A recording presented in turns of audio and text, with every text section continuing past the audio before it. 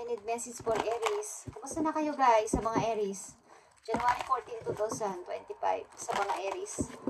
Nabibigyan ng message today. Message for you.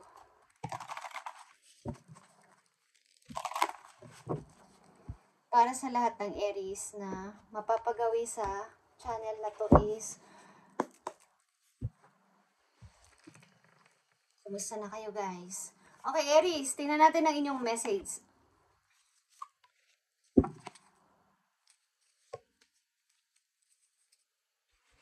Kayo ba ay nalulungkot? Ang ilan sa inyo ay nalulungkot. Nalulungkot, bakit? Bakit kayo nalulungkot? O may umiiyak para sa inyo? May nagsisising person. Bakit ko iniwan si Aries? Scorpio energy. Something na nagsisisi ka. O nagsisisi siya. Dahil wala na si Aries. Okay? Iniwan ako ni Aries o iniwan ko si Aries at nagsisisi ang tao na to. Sa pag-alis niya sa inyong feeling. Okay? Something. Dahil nagkaroon dito ng final decision. Something na, yeah, tama na to. Kailangan ko na ng bagong mundo. Bagong ako. Kailangan ko na ng, alam ko magpatuloy sa sarili ko. Okay? Yeah. King of Wands is here, Aries or Leo. Isang taong provider sa lahat ng bagay, lalo na sa kaperahan, sa pagpo-provide sa family, sa inyong mga anak is provider ang ilan sa inyo, Aries. Okay, first message for you is justice. Okay, meron kayong tinapos na relasyon talaga at ito na yon. Nakapag-isip-isip na ako. Kailangan ko ng kahit maging fair man to o hindi, para sa paningin niya is kailangan ko tong gawin. 7 of Wands. Yeah. Kailangan kong magtagumpay sa buhay. Kailangan ko tong gawin at panindigan ang aking sinabi at ang aking napagdesisyonan. Isa kayong marriage. Married person. Kasal kayo. Maybe. At may tinapos kayong relasyon o inalisan. 10 of Arrows is here. Napakahirap nito. May pamimili din kayo sa dalawang tao, guys. Maaaring may suitors kayo. Prince of Cups is here and 5 of Swords. Yeah. Meron ba kayong karelasyon na mas bata sa inyo o ang ilang Aries na nandito sa reading ay nasa 20s o 30s pa lang ang edad. Okay?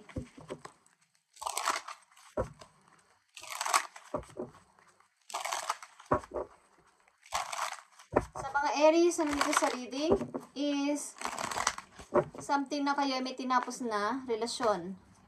Bagamat kayo ay kasal, kailangan ko tong pagdesisyonan na. This time, final decision na. Kailangan na gawin ko na to para sa sarili ko. Page of Wands. Kailangan ko na tong gawin. Magdesisyon at sundin ang mga gusto ko sa buhay simula sa ngayong araw na to o simula ngayong January o ngayong 2025. Kailangan ko na tong pasimulan. Hindi man kayo totally nag-divorce is mukhang nilayasan nyo ng inyong partner sapagkat pagod na kayo. Page of Swords is, 9 of Swords is here. Pagod na kayo sa problema na to o sa pinasasangkutan nyo na to at yeah, I want to decide na between old and new. At ito yung inyong hinihiling. Ito yung inyong pinapag-pray o ito yung inyong gusto. Ito yung inyong desire na magbagong buhay, papunta sa new path. Aries. Ilan sa inyo ay dealing o may makikilalang Scorpio? Isang taong napakamaunawain. Okay? Water sign. Okay, Aries. Tingnan natin ang message pa po you. Sa reading nyo ngayong January 14 sa mga Aries. Nabibigyan ng message today. Tingnan natin ang inyong mensahe. Your wish is granted. Okay? Kayo ay nagpipray o kayo ay nananalangin ng bagong pag-asa, opportunities is, ang wish mo ay ginagrant na ni God. Okay? What you've asked for is coming true. Okay? I-manifest nyo to guys, Aries, at ang inyong wish ay granted. Your wish is granted. Okay? Kung anong inyong ina-ask kay God, ito ay magiging totoo. Maaring bagong buhay. Wini-wish nyo to kay God. Ang bagong path ng buhay, bagong person. Ito na ba yung true person para sa akin? Ito na ba yung tamang path para sa akin? Tamang opportunity para sa akin? Tamang place para sa akin? Mag-ask kayo kay God at ang iyong wish mo ay magagrant niya. Okay? Tutuparin ni God ang inyong pinapag-pray sapagkat taimtim kayong nananalangin sa Kanya. At narinig niya to, okay? Pati ang marriage. The fairies join you in the celebrating wedded bliss. Okay? Kayo ay ikakasal maybe sa bagong person. At ito ay nasa malayo. Ito ay travel. Something travel is here. Guys. Mukhang wini-wish nyo rin ay makasal kayo sa taong ito. At itong inyong pinili. Bago itong person o kasalukuyan nyo ng person, Aries. Itong inyong wini-wish kay God at ito ay ginagrant niya o binibliss kayo doon. Ang kasal na to ay binibliss. Kumbaga, binibless ni God ang inyong kasal na to. Ang inyong pagsasama ng tao na to. Different paths kayo, okay? Something na magkaiba kayo ng lugar o magkaiba kayo ng place ng person na to. Aries, tingnan natin ang message para sa'yo. Mukhang may tinapos kayong relasyon at pinili nyo na ang bagong path ng buhay. At magpapakasal kayo sa tao na to. At ito ay natupad na o matutupad na, guys. Your wish is granted.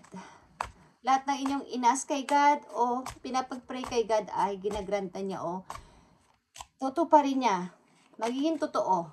Sapagat ito ay, speaking of totoo, is true love. Okay? This is the romance of lifetime. True and lasting love is here for you, Aries. Sapagkat ito ay true love. At, yeah guys.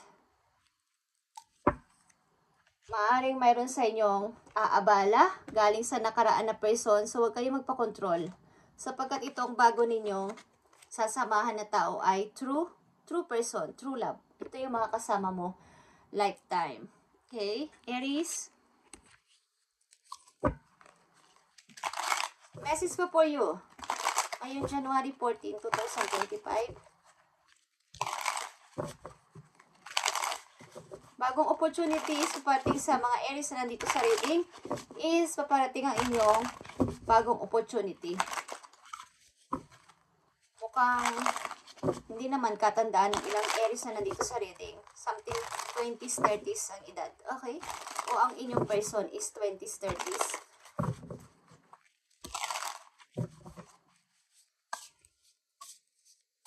Mga Aries na nandito sa reading,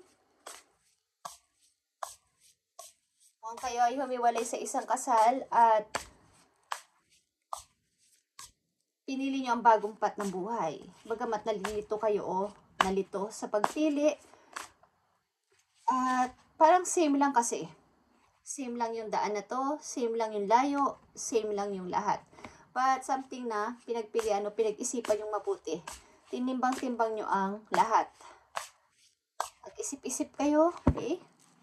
Tingnan natin ang message pa for you, Aries.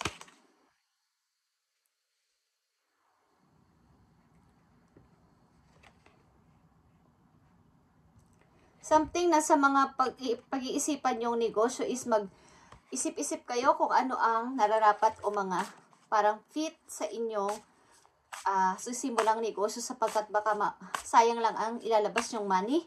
Okay? Paalala ito sa inyo is pag-isipan nyo ang inyong i-start na negosyo kung bagay ba sa inyo, kung tama ba sa inyo, something na alam nyo ba to? Alam nyo ba ang gagawin nyo dito sa negosyo na to at sanay na kayo dito, pinag-aralan nyo ba itong mabuti para hindi masayang ang paglabas ng money. Okay, Aries? Tingnan pa natin ang message for you. Learn from experience, old ways no longer work. Okay guys. Katulad ng isang baby, pag-aralan nyo ang lahat ng bagay o i-train nyo ang sarili nyo bago kayo gumawa o mag-start ng bagong negosyo o bago ninyong paplanuhin. Something training is needed para sa inyo. Aries na nandito sa reading, kailangan nyong mag-training bago nyo i-start ang isang negosyo. Something na kayo ay maglalabas ng money sa isang negosyo o isang maliit man yan o malaking ilalabas nyong money is pag-isipan nyo mabuti. At alamin nyo o tingnan nyo ang sarili nyo kung magtatagal ba kayo sa ganitong klaseng negosyo o kaya nyo ba itong i-handle. Okay. Message pa for you, Aries. Nandito ang mystic healer. Healing energy flows through you. Okay. Something na kayo ay hinihil na doon sa heaven. Ang lahat ng pain sa inyong heart, sa inyong nararamdaman yung mga nangyari sa mga ilang taon sa buhay ninyo is binibigay ni God ang pag-heal sa inyong puso. Okay, ilan sa inyo, Aries?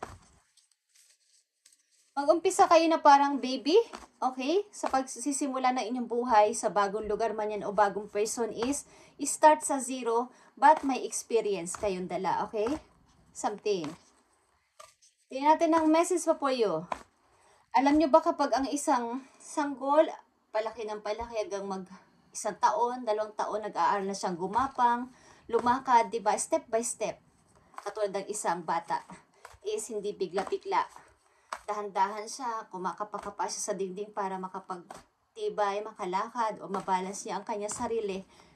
But kailangan nyo, maybe nang aagapay sa inyo something, katulad ng isang bata, katulad ng sinabi ko, is pakunti-kunti may umaalalay na nanay sa kanya para hindi siya tuluyang masaktan pag nadapa, pero kailangan nyong humanap ng mentor o magtuturo sa inyo sa bagay na to. Kung mag-i-start kayo ng business, at kayo dito ay magiging businessman o businesswoman, sa mga ilang Aries na nandito sa reading, kailangan nyo ng magtuturo pa sa inyo, bukod sa inyong kaalaman. Isa pang message for you, Aries. Yeah, dito ang choosing your path, all is possible this time. Ngayong January, simula ngayong January, simula pag napanood nyo ang reading na to ay choose na your path. Sapagkat andito na ang 2 of Wands. Okay? Maaaring tao itong i-choose ninyo, bagong person sa buhay ninyo o kasalukuyan nyo na ang karelasyon, but ito ay new. Ang ibig ko sabihin, galing na kayo sa old relationship. Maaaring ito man ay kasal o kasintahan nyo o kinakasama. But sa kasalukuyan nyo o sa bago ninyong mamimit is bago to para sa iyo. Okay? At mapupunta to sa pagpapakasal, guys. Something. Magpapakasal ang ilang sa inyo dito at ito ay maganda.